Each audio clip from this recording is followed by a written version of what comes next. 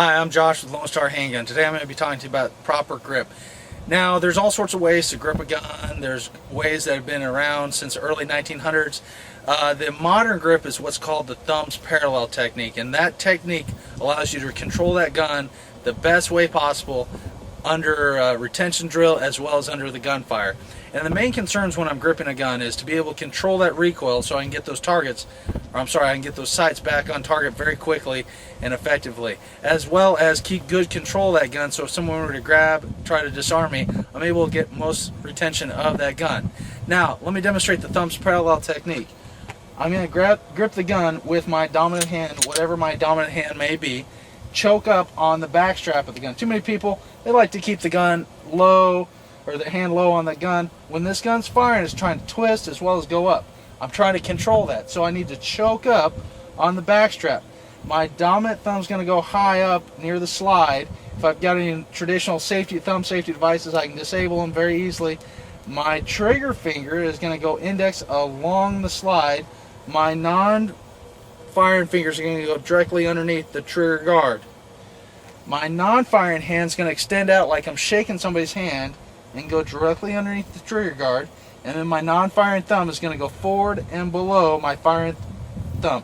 This is what's called the thumbs parallel technique. Notice how they're kind of locked in. I have a full 360 wraparound on this gun. The most hand I can get on this gun, I've got it on there. My thumbs are high up. Now, a lot of people want to put their thumbs low. The problem with the thumbs low is that it interferes possibly with your trigger finger, and the last thing I want to do is have my trigger finger rubbing up against a body part. Also, the higher I can get those thumbs near that axis, when this slide recoils, when the gun comes back, I'm able to control that recoil so much better. Arms are locked out, hands, the wrists are locked out, good firm grips on that gun to help control that recoil. Thumbs parallel method. What you don't want to do is put your thumb over the back strap. This is what you do with a revolver. It's fine with a revolver, not so good with a semi-automatic. As that slide comes to the rear with this thumb over the back strap, it's going to create a boo-boo. And the last thing I want to do is have stitches or a band-aid. Another poor technique I see on the range quite often is where people grip the gun like it's a rifle. They're up there shooting it like this. The problem is, anytime I have my hands near the business end of a gun, it's a bad idea. Thumbs parallel technique. Many people were taught years ago the what's called cup and tea method. I cup it like it's a cup of tea. It's not bad, it just doesn't control the recoil as well as the thumbs parallel. Keeping those thumbs high. Even if my thumbs are touching the slide, it's not going to interfere with the operation of the gun. As long as I'm not putting a ton of pressure on that slide, I'm able to control that recoil so much better the higher up I have my thumbs and the higher I'm closer to that center of axis. Go.